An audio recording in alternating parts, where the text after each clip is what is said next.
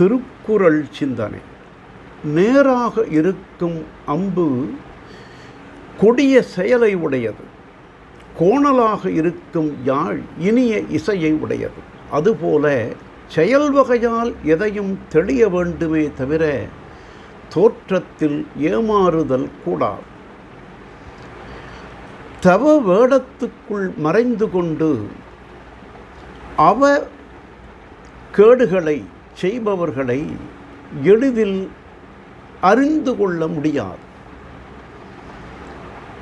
அவர்களது செயல்களை கூர்ந்து நோக்கி தெளிவாக ஆராய்ந்து நம்மை பாதுகாத்து கொள்ள வேண்டும்.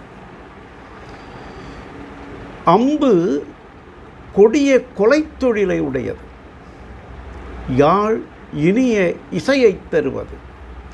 உருவத்தால் இரண்டும் மாறுபாடாக இருந்தாலும் செயல் வகையால் உயர்வும் தாழ்வும் தோன்றுகின்றன. அதனால் யாரையும் தெளிந்து கொள்ள வேண்டும்.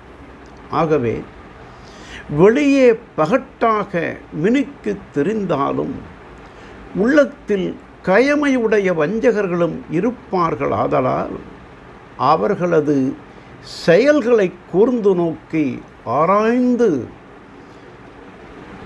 அவர்களை வெறுத்து நீக்குதல் வேண்டும் என்று தெய்வப்புலவர் கூடா ஒழுக்கம் அதிகாரத்தில் கணை கொடிது யாழ்கோடு செவ்விது ஆங்கன்ன வினைபடுபாலால் குழல் என்றார்.